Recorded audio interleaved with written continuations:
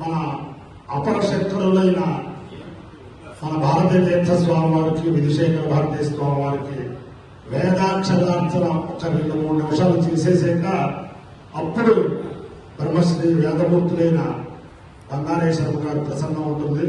ఓం నమో హిరణ్యబాహవే హిరణ్యబాహవే హిరణ్యబాహవే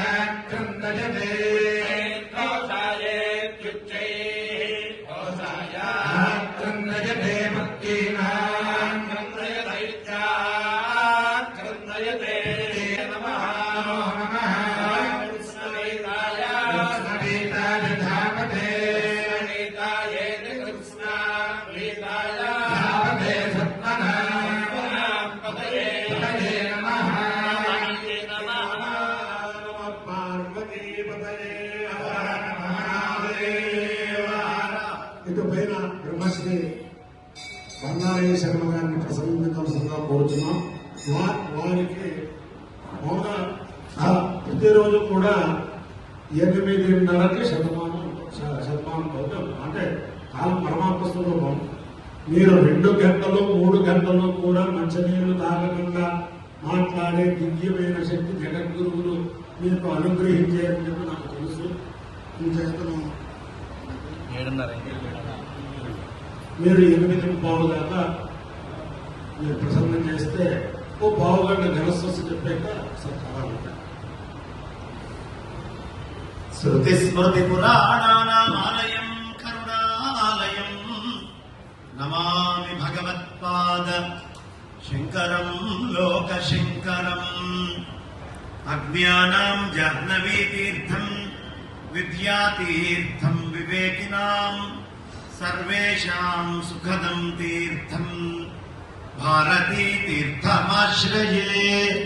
విద్యా వినయ సంపన్నం వీతరాగం వివేకినం వందే వేదాంత తత్వజ్ఞం విధుశేఖర భారతీం.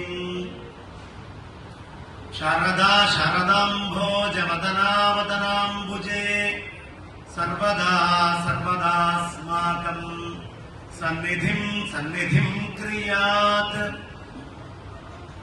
కృష్ణాయ యాదవేంద్రాయ జ్ఞానముద్రాయ యోగినే నాథాయ రుక్మిణీశాయ నమో వేదాంత వేదినే. అందరూ ఒకసారి చెప్పండి అమ్మా. శ్రీ వైకుంఠ నివాసాయ శ్రీనివాసాయ విష్ణవే వేద వేదాంగ రూపాయ మాధవాయ నమోస్తుతే. అనితర సాధ్యమైన లవణాంబుధి దాటియు లంకచొచ్చి సీతను గని దైత్యులందు నిమితద్దశకందరు మందలించి లంకమసిజే శివచ్చమునకాడని రామునిచే కౌగిటంజునుపబడిన మాయనిల సూతుకి జోతలు నర్చదం మదిన్. సభాకల్పతరం వందే వజ్రోత్సవ భారతి అంటే ఏదో ప్రత్యేకంగా స్వామివారి 75వ సంవత్సరం. ఇది అజ్ఞానం మాత్రమే. ఆయన మనం చక్కగా రాగానే ఇక్కడ ఉండేటువంటి వేద పండితులు ఏం చెప్తారండి? న కర్మణ న ప్రజయ ధనేన త్యాగేనైకేన అమృతత్వ మానసు. ఏం త్యాగం చేశారు? వారి ఉపాధిని, వారికి ఉండేటటువంటి గుర్తింపుని, సమస్తాన్ని త్యాగం చేసినటువంటి వారు. కానీ అలాంటి త్యాగం చేసినటువంటి వాళ్ళని స్మరించుకోవడానికి మనం చేసుకుంటున్నటువంటి వజ్రోత్సవ భారతి తప్ప వారికి ఏమీ పట్టలేదు. వారు ఆ నిర్గుణ సచ్చిదానంద స్వరూపమై అక్కడ కూర్చొని ఉన్నారు. నాకు జగద్గురువులు 2013లో నన్ను అనుగ్రహించడానికి మా అలకాపురి కాలనీ వేదిక మీదకు ఇచ్చేశారు. అప్పుడు ఒక మాట నేను అనుకోకుండా నా నోట్లో నుంచి వచ్చింది. అది ఎప్పటికీ రూఢి అయి ఉంటుంది. ఏమిటి? భారతీ తీర్థ మహాస్వామి చరణులు అంటే ఎవరు మాట్లాడుతూ కూడా మౌనంగా ఉంటారో, ఎవరు మౌనంగా ఉంటూ కూడా మాట్లాడగలరో, ఎవరు సంచారం పేరు మీద స్థిరంగా ఉంటారో, ఎవరు స్థిరంగా ఉంటూ కూడా సంచారం చేయగలరో వారు భారతీ తీర్థ మహాస్వామి చరణులు, అపర శంకర అవతారులు. గట్టిగా మొహమాట పడాల్సిన అవసరం లేదు. చాలా గట్టిగా కరతాళధ్వనులు చేయొచ్చు. ఎందుకు అంటే కరతాళధ్వనులు చేయడం అనేది ఒక పెద్ద యోగ సాధన. ఇటు 5 కర్మేంద్రియాలు, జ్ఞానేంద్రియాలు ఈ రెండూ కొడితే మనస్సు అనే దాంట్లో నుంచి ఓంకారం అనే శబ్దం బయటకు వచ్చి తద్వారా కొట్టినటువంటి వాళ్ళు, విన్నటువంటి వాళ్ళు తరించేటటువంటి దశనాద వేదం ఏదైతే ఉందో అదే నిజమైనటువంటి గురువు యొక్క అనుగ్రహంతో కూడినటువంటి యోగ సాధన. అందుకని చప్పట్లు కొట్టాలి. చప్పట్లేదో ఉద్ధరించుకోవడానికి కాదు. చప్పట్లు కొడితే యోగ సాధన చేసినటువంటి ఫలం వస్తుంది. దానికోసం కొట్టాలి. ఇంకొక విషయం ఏమిటయ్యా అంటే ఈ వజ్రోత్సవ భారతి అని నిర్ణయించినటువంటి మహాత్ములు శ్రీ సన్నిధానం వారు, విధుశేఖర భారతి మహాస్వామి చరణులు. వారు ఎందుకు దీన్ని వజ్రోత్సవ భారతిగా నిర్ణయించి కార్యక్రమాలు చేస్తున్నారు అంటే అజ్ఞానంలో ఉన్నటువంటి మనందరినీ తరింప చేయడానికి నిర్ణయం చేశారండి వజ్రోత్సవ భారతి. ఏమిటి అజ్ఞానము అంటే ఈ శరీరమే శాశ్వతము, ఈ శరీరాన్ని మించింది లేదు అని రకరకాలుగా ఆలోచిస్తూ మనం జీవిస్తూ ఉంటాం. కానీ ఈ శరీరమే శాశ్వతం కాదు, ఇంతకంటే గొప్పదైనటువంటి మహత్తత్వం ఒకటి ఉంది అనే విషయాన్ని తెలియపరచాలి అంటే శరీరంలో ఉండేటటువంటి గురువులు ఆ ఉపాధిని ఆశ్రయించి బయటికి చెప్పాలి. అలాంటి అనుగ్రహమే శ్రీ శ్రీ శ్రీ విధుశేఖర భారతి మహాస్వామి చరణులు మనకు అనుగ్రహించింది. ఏమిటి శరీరం? ఒక క్షణం ఆలోచిద్దాం. అమేధ్య పూర్ణ క్రిమిజాల సంకులం స్వభావ దుర్గంధం అశేషమద్భుతం కళేబరం మూత్ర పురీష భాజనం రమంతి మూఢాః విరమంతి పండితాః. ఈ శరీరం ఏమిటండి? అమేధ్యం, చీము, నెత్తులు, ఎముకలు, మాంసము, వెంట్రుకలు దీంతో నిండి ఉంది. అమేధ్య పూర్ణ. ఇంకా ఏముందండి? ఓ మైక్రోస్కోప్ తెచ్చుకుంటే కనిపిస్తుంది. క్రిమిజాల సంకులం, అనేక క్రిములతోటి నిండి ఉంది. ఇంకా దీని స్వభావం ఏమిటి? దుర్గంధం. రోజుకో సబ్బు మన కంపు కాదు వాడి పెట్టుబడి. స్వభావ దుర్గంధం. ఇదేమైనా కాసేపు ఉంటుందా? అశేషం. ఆఖరికి ఉపాధి పోయిన తర్వాత కూడా వస్తూనే ఉంటుంది. అద్భుతం. శరీరం మూత్ర పురీష భాజనం, మూత్రము పురీషంతోటి నిండి ఉంది. రమంతి మూఢాహ, మూఢుడైన వాడు నేను ఈ శరీరాన్ని అనుకుంటాడు. విరమంతి పండితాహ, పండితుడైనటువంటి వాడు ఈ ఉపాధి నుంచి దూరం వెళ్తాడు. కాబట్టి అలాంటి పండితులైనటువంటి వారి యొక్క వజ్రోత్సవాలని మనం గనక నిర్వహించుకుంటే ఈ శరీరం యొక్క అశాశ్వతమేమిటి అనే అశాశ్వత తత్వం మనకి తెలుస్తుంది. దీంట్లో ఉన్న ప్రత్యేకత ఏమిటి అంటే చూడండి, స్వామివారు కొంతమంది అనుకుంటారు, అబ్బా నేను బ్రాహ్మణుడండి, నేను చాలా గొప్ప వేద పండితుడిని, వేదాంగ నిష్ణాతుడిని. ఆయన దీనికంటే పైన ఒక ఆశ్రమం ఉందయ్యా. ఆ ఆశ్రమం ఏమిటి? నీ యజ్ఞోపవితం కూడా తీసేయాలయ్యా. నువ్వు కట్టుకునేటువంటి గోచి కట్టుకి కనుక అర్హత లేదయ్యా. నువ్వు ఏదీ చేయడానికి వీలు లేదయ్యా. కేవలం ఆ ఓంకార ప్రణవ సాధన చేస్తుంటే వేదమే గొప్పది అని అనుకునేటటువంటి వాళ్ళకి అంతకంటే పైన ఇంకొకటి ఉంది అని కృష్ణ పరమాత్మ భాగవతంలో కర్మిష్ఠులైనటువంటి బ్రాహ్మణుల దగ్గర ఎలా చూపించారో అలా చూపించాలి అంటే నడిచేటటువంటి ఒక ఆధారం కావాలి. ఆ ఆధారమే సాక్షాత్తు శ్రీ శ్రీ శ్రీ భారతీ తీర్థ మహాస్వామి చరణులు, ఉపనిషద్ అర్థం కాదు. కాబట్టి అలాంటి వేద స్వరూపము, ఆ వేదములో ఉండే శబ్దార్థ స్వరూపము, వేదోఖిలో ధర్మమూలం. ఈ ధర్మాలన్నీ కూడా ఎవరిని ఆశ్రయిస్తాయ్యా అంటే పరమాత్మను ఆశ్రయిస్తాయి. ఆ పరమాత్మ స్వరూపంలో ఉన్నవారే గురువులు. అందుకోసం వజ్రోత్సవ భారతి అనేది మనకి నాయన ఈ శరీరమే సర్వస్వము, దీంతో నాకు ధర్మం ఉంది, అర్థం ఉంది, కామం ఉంది అని కాకుండా మోక్షము అనేది ఒకటి ఉంది అని తెలుసుకొని ఎప్పుడు మోక్షము కావాలి అనే ఇచ్చ వస్తుందో ఆ తర్వాత మీకు భారతీ తీర్థ స్వామి వారు ఎవరో అర్థమవుతుంది. అదే బ్రహ్మసూత్రాల్లో మొదటి సూత్రం చెప్పేది, అథాతో బ్రహ్మ జిజ్ఞాస, ఆ తర్వాత బ్రహ్మ జిజ్ఞాస చేయండి. అంటే ఒక భారతీ తీర్థ స్వామి వారిని కలవడానికి వెళ్ళాలి అంటే కూడా మనం ఏ స్థాయిలో ఉండాలయ్యా అంటే మనకి నిత్యానిత్య వస్తువు వివేచం. ఈ ప్రపంచంలో ఈ కనిపించే వస్తుజాలం అంతా అశాశ్వతము, శాశ్వతమైంది ఏది అనేటటువంటి ఆలోచన కావాలి. ఆ తర్వాత ఈ భూమి మీద స్వర్గంలో ఉండే సుఖాల మీద విరక్తి కలగాలి. ఆ తర్వాత శమము, దమము, శ్రద్ధ, సమాధానము, ఉపరతి, తితిక్ష ఇవన్నిటినీ కూడా సాధన చేయాలి కర్మేంద్రియ జ్ఞానేంద్రియ సమూహముతో. ఆ తర్వాత ముఖ్యత్వం తెచ్చుకున్నాక అప్పుడు అర్థమవుతారు భారతీ తీర్థ మహాస్వామి చరణులంటే ఎవరు, ఆ పీఠం మీద కూర్చున్నటువంటి ఆ మహాత్ములు ఎవరు.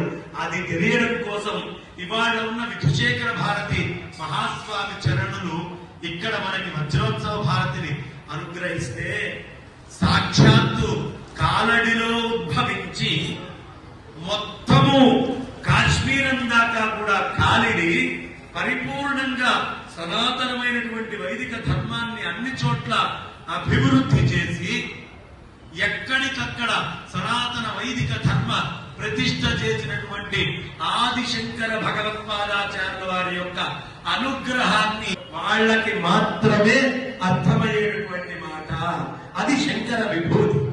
ఇక ఈ శంకర భగవత్పాదాచార్యుల వారు ఇన్ని చోట్లున్నాయి కదండి సృష్టిలో, శృంగేరినే ఎందుకు ఎంచుకున్నారు శారదా పీఠానికి అంటే మొన్నటిదాకా వారాహి నవరాత్రులు అని చాలా అద్భుతంగా కార్యక్రమాలు చేశారు. ఇందులో చాలా మందికి తెలియాల్సిన అవసరం ఏమిటి అంటే నిరంతర వారాహి శక్తి, వారాహి అమ్మవారి యొక్క అనుగ్రహం, వారాహి అమ్మవారి యొక్క రక్ష, ఆవిడే రక్షించేది. శృంగేరి జగద్గురు మహాసంస్థానాన్ని రక్షించేటటువంటి తల్లి వారాహి. విశుక్ర ప్రాణహరణ వారాహి వీర్యనందిత కామేశ్వర ముఖాలోక కల్పిత శ్రీ గణేశ్వర. ఇక్కడ మనకి చాలా అద్భుతంగా వారాహి అమ్మవారు. ఎందుకు వారాహి అమ్మవారు శృంగేరి పీఠాన్ని కాపాడుతుంది? అందరికీ తెలిసిన విషయాలు చెప్పడానికి నేను ఇక్కడ రావక్కర్లేదు కదా, కొంతమందికైనా తెలియని విషయం చెప్పాలి. అదేమిటి అంటే మొత్తం భూమినంతా కాపాడాలి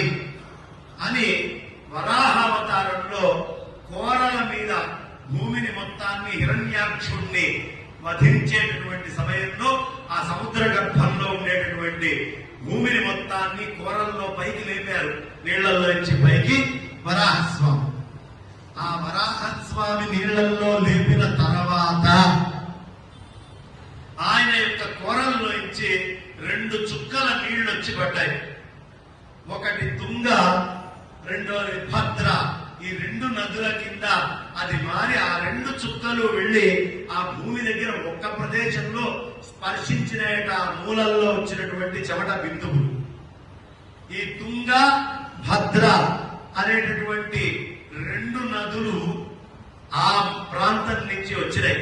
అక్కడ తుంగభద్రగా వచ్చి ఆ తుంగభద్ర నది ప్రవాహం అవుతూ వచ్చి ఆ నది మనకి కృష్ణా నదిలో కలిసి ఆ కృష్ణా నదిలో నుంచి జలము హంసల దీవికి చేరి హంసల దీవిలో కలుస్తోంది.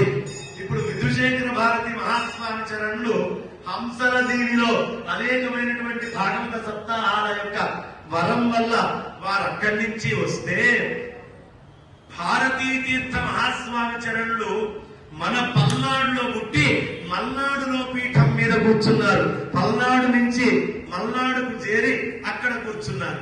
ఎక్కడ ఈ భూమిని రక్షించాలి అంటే, నాకు ఇవాటి రోజున కాలడి పట్టణం ఏదండి?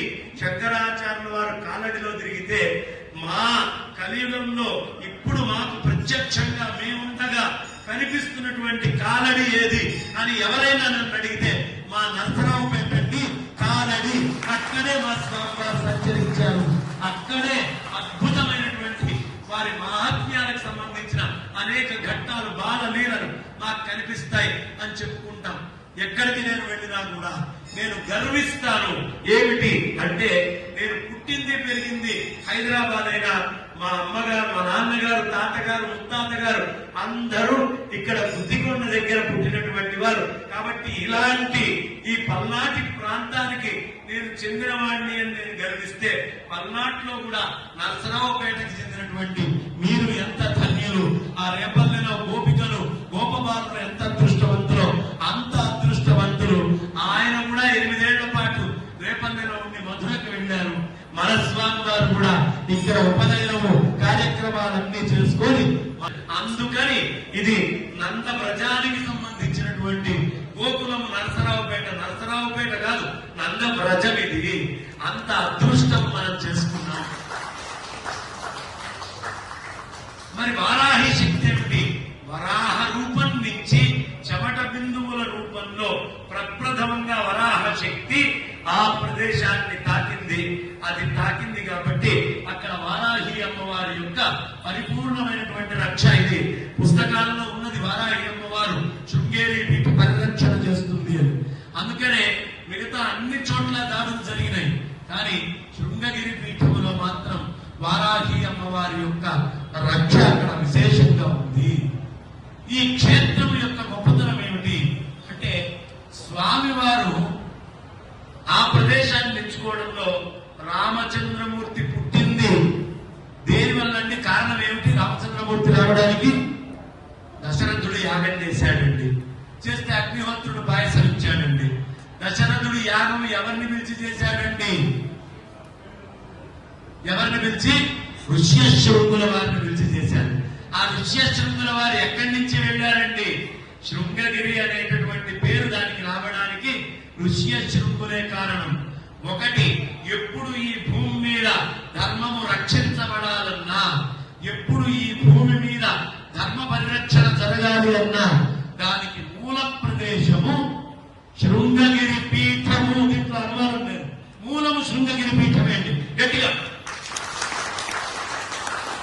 ఎలా చెప్తున్నారు అంటే, ధర్మాన్ని రామో విగ్రహవాన్ ధర్మ అని చెప్తారు కదా. ధర్మస్వరూపుడైనటువంటి రామచంద్రమూర్తి ఉద్భవానికి మూల గురువు ఎక్కడి నుంచి వెళ్ళాడండి? శృంగగిరి నుంచే వెళ్ళాడు. తర్వాత ఈ కలియుగంలో చాలా దారుణంగా విశృంఖలమైనటువంటి దాడులు జరుగుతాయి. ఈ జరిగేటప్పుడు మొట్టమొదటి దాడి జరగబోయేటటువంటిది కాశ్మీరములో. అవునా కదా? కాశ్మీరం మీదుగానే తురుష్కులు ఈ దేశానికి వచ్చారు. మొన్నటి దాకా కూడా ఆర్టికల్ 370 దాకా కూడా కాశ్మీరము ఒక రకమైనటువంటి బందీ అనేటటువంటి స్థితిలో ఉంది. అక్కడ నుంచి ఆదిశంకర భగవత్పాదాచార్యుల వారు అమ్మవారిని ఎవరిని కృష్ణ పరమాత్మ యొక్క అవతారముతోటే చతురామ్నాయ పీఠాలని వారు స్థాపించింది. అవునా కదా? ఎలా అంటే చూడండి, ఉద్ధవుణ్ణి ఉద్ధరించి నాయన నువ్వు బదరికి వెళ్లి తపస్సు చేసుకో అన్నాడు. బదరిలో ఒక పీఠం వచ్చిందా? కలియుగంలో రక్షించబడేది ఏమిటి? బదరి. అందుకని ఉద్ధవుణ్ణి అక్కడికి పంపించారు. ఉద్ధవంలో ఒక పీఠం పెట్టారు బదరిలో. 2 కృష్ణ పరమాత్మ రాజ్యం ఏలినటువంటిది ద్వారకాధీష్ అని పిలుస్తాం. ద్వారకలో ఒక పీఠం ఉంది. ఇప్పుడు 3వది కృష్ణ పరమాత్మ, ఋగ్వేదంలో మంత్రం కూడా ఉంటుంది. కృష్ణ పరమాత్మ యొక్క కొయ్య ఆ పరిపూర్ణంగా ఆ మొత్తము నగరాన్ని మొత్తాన్ని అలా సముద్రము ఉంచుతున్నప్పుడు స్వామివారి యొక్క ఆ పార్థివ దేహము పూర్తిగా అది అగ్నికి భస్మం కాకుండా అలా సముద్రంలో కొట్టుకుంటూ పూరీ జగన్నాథ క్షేత్రానికి చేరింది. అందుకనే జగన్నాథ స్వామి నయనపథగామి భవతుమే అని మనం చెప్తూ ఉంటాం. ఆ జగన్నాథ స్వామి అక్కడికి వచ్చారు. ఇప్పటికీ 12 ఏళ్లకు ఒకసారి అలా కొట్టుకుంటూ వస్తుంది. కృష్ణ సంబంధమైనటువంటి ధామమే. మరి శృంగేరికి కృష్ణుడికి శంకరాచార్యుల వారు ఈ కృష్ణుడితో పాటుగా కొంచెం ముందుగా జన్మించినటువంటిది మహామాయ. ఆ మహామాయ వచ్చి ఆ మహామాయని ఆధీనం చేసుకొని మహామాయతో పాటుగా కృష్ణ అవతారాన్ని మొత్తాన్ని మనకి అద్భుతంగా ఆ ఘట్టాలన్నీ కూడా మహాత్మ్యాలు కనిపిస్తాయి కృష్ణుడివి. అలాంటి మహామాయని భద్రకాళి శారద అని కూడా పిలుస్తారు. భాగవతంలో ఆఖరి నామము ఆ మహామాయకి శారద. ఆ శారదా అమ్మవారిని అక్కడి నుంచి ఆయన తీసుకొని వచ్చి ఎక్కడ మహామాయ ఉంటుందో అక్కడ కృష్ణుడి యొక్క ప్రభ ఉంటుంది.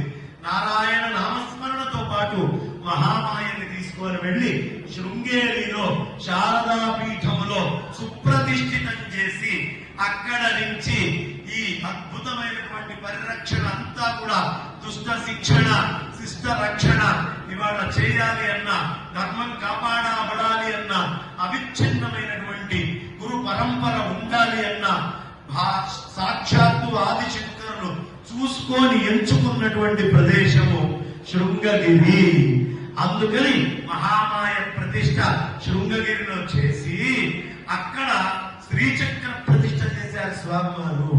శ్రీచక్ర ప్రతిష్ట చేయడమే కాకుండా సాక్షాత్తు సృష్టి చేసేటటువంటి బ్రహ్మదేవుణ్ణి తొలిగా తీసుకొని వెళ్లి అక్కడ సురేశ్వరాచార్యుల వారే మండలమిశ్వరుడే బ్రహ్మదేవుడు కాబట్టి ఆ సురేశ్వరాచార్యుల వారిని తీసుకొని వెళ్లి అక్కడ ప్రప్రథమంగా సుప్రతిష్ఠితం చేశారు. అక్కడ పెట్టడానికి కారణం ఏమిటి? బ్రహ్మ సరస్వతి ఈ ఉభయుల యొక్క శక్తి ఆ ప్రదేశంలో ఉండాలి అనేటటువంటి ఉద్దేశంతో స్వామివారు అక్కడ ప్రతిష్ఠ చేయడం జరిగింది.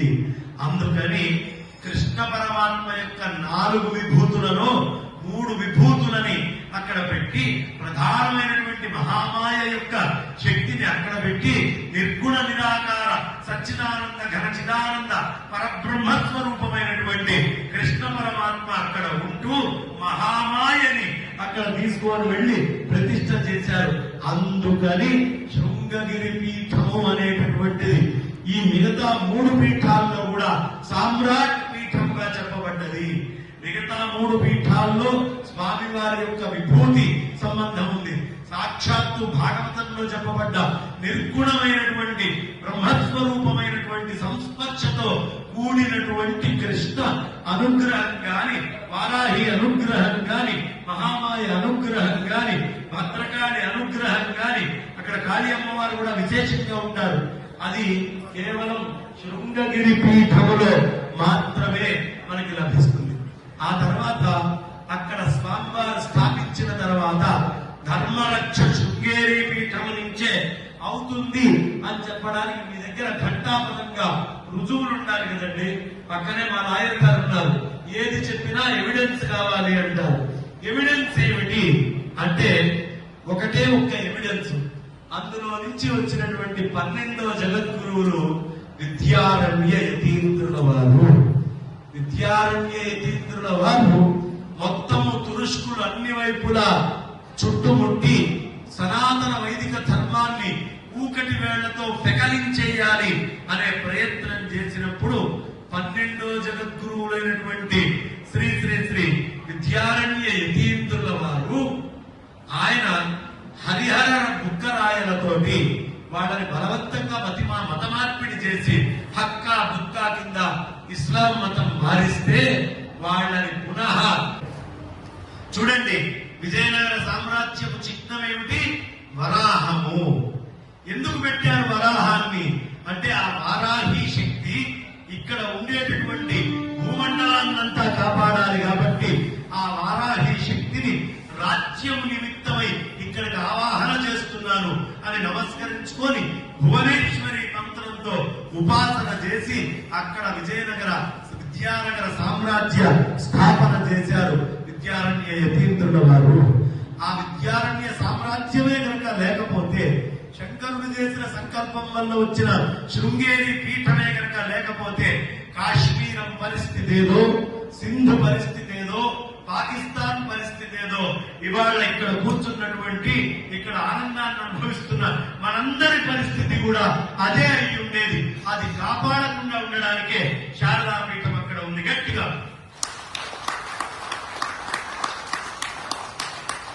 శారదాపీఠం ప్రతిష్ట దేనికి జరిగింది అంటే ఇవాళ ఇంత బొట్టు పెట్టుకొని ఈ వస్త్రాలు వేసుకొని వైదిక సంప్రదాయం అనే మాట మనం చెప్పుకుంటున్నాము అంటే దానికి మూల కారణము శృంగతి మహాస్వామి చరణులు వజ్రోత్సవ భారతిగా మనందరికీ అనుగ్రహించారు. అక్కడి నుంచి ఇక్కడ దాకా ప్రయాణం ఇది. ఈ వజ్రోత్సవ భారతిలో ఆదిశంకరులు ఎందుకయ్యా పీఠాలను స్థాపించారు అంటే మీరు ఇప్పుడు చూడండి ఒక మహాత్ముల గొప్పతనం ఎలా ఉంటుంది అనేది. చాలా రాజ్యాలను మనం చూసాం, చతురామ్నాయ పీఠాలు రాజ్యాలు. ఏమంటే కృష్ణదేవరాయలు గారి దాకా దగ్గర 300 సంవత్సరాలు ఆ అద్భుతమైనటువంటి విద్యారణ్యుల వారి విజయనగర సామ్రాజ్యం ఉందండి. అవును. ఈస్ట్ ఇండియా కంపెనీ వాళ్ళు 200 సంవత్సరాలు ఉన్నారండి. బాగుంది. అదే విధంగా మనకి బాబరు, అక్బరు, హుమాయూను, షాజహాను, అలాగే ఔరంగజేబు వీళ్ళందరూ కూడా 250 ఏళ్లు పాలించారండి. బాగుందయ్యా. మాలిక్ కఫూర్ కొంతకాలం, విక్రమాదిత్యుల కాలం కొంత, గుప్తుల కాలం కొంత. ఏ బ్రాండ్ తీసుకున్నా, ఈ ప్రపంచంలో ఏ మహా సామ్రాజ్యం తీసుకున్నా అన్ని పతనమైనవి. కానీ ఈ భూమండలం మీద ఒక్కటే ఒక్క చాలా కాలం నుంచి అవిచ్ఛిన్న గురు పరంపర ప్రాప్తమైనటువంటి పీఠం ఉంది. అదే శంకరాచార్యుల వారు స్థాపించినటువంటి బ్రాండ్ శృంగగిరి జగద్గురు మహాసంస్థానం. అన్ని పతనమైపోయిన కాలగర్భంలో 200 ఏళ్ళు, 300 ఏళ్ళు, 250, 500 అయిపోయింది. కానీ ఆదిశంకర భగవత్పాదాచార్యుల వారు మిగతా పీఠాల్లో కూడా విచ్ఛిన్నం వచ్చిందేమో గాని అవిచ్ఛిన్న గురు పరంపర ప్రాప్త అంటే అది శృంగగిరి జగద్గురు మహాసంస్థానం. అలాంటి మహాసంస్థానం గురించి మా గుళ్ళపల్లి శివుడు ఘనపాటి గారు, శివశర్మ శ్రౌతి గారు ఒక్క మాట చెప్పారు. ఒక 45 నిమిషాల్లో మీరు చెప్పండి అయ్యా అని. 45 నిమిషాల్లో శృంగేరి పీఠం గురించి చెప్పడం ఎలాంటిదయ్యా అంటే ఒంటెని సూది బెచ్చం నుంచి బయటికి లాగినట్టు. ఎక్కడ చెప్పగలం? కానీ స్థాళీపురాత్మకంగా ఆదిశంకరులని నమ్ముకున్నటువంటి భక్తులకు ఒక అనుగ్రహం ఉంటుంది. నాకు అన్నీ తెలుసు అని వచ్చి కూర్చున్నాడు మండల మిశ్రుడు. నీకేం తెలుసో మాట్లాడు అన్నారు శంకరులు. 17 రోజుల పాటు వాదన అయింది. అదే నాకు ఏమీ తెలియదండి అని వాడు వచ్చాడు. ఏమీ తెలియకపోవడం ఏంటి, నీకు తెలియదు. ఆ అద్భుతమైనటువంటి 4 మాటలు అక్కడ నుంచి సంచలనం చేసి నాలో నుంచి బయటికి పంపించేటటువంటి భాగ్యాన్ని, జగద్గురువుల యొక్క దృష్టి నా మీద ఉంది అనేటటువంటి విషయాన్ని నాకు తెలియపరిచినందుకు గాను నేను సదా సర్వదా ఎప్పుడూ కృతజ్ఞున్నై మా గుళ్ళపల్లి శివశర్మ శ్రౌతి గారి పదవత్వాలకి నమస్కరిస్తూ వారి యొక్క అనుగ్రహం వీరి ద్వారా వచ్చిందని భావిస్తూ దక్షిణామూర్తి గారికి నమస్కరిస్తూ అందరికీ ఆధారమైనటువంటి ఆ భారతీ తీర్థ మహాస్వామి చరణులకి శ్రీ శ్రీ శ్రీ విధుశేఖర భారతి మహాస్వామి చరణులకి సాష్టాంగ ప్రణామం చేసుకుంటూ ఆ శారదామాత యొక్క ఆ పదపద్మాల దగ్గర ఈ శిరస్సుని తీసుకొని వెళ్ళి పెట్టి నా వాణికి విరామాన్ని ఇస్తున్నాను. స్వస్తి.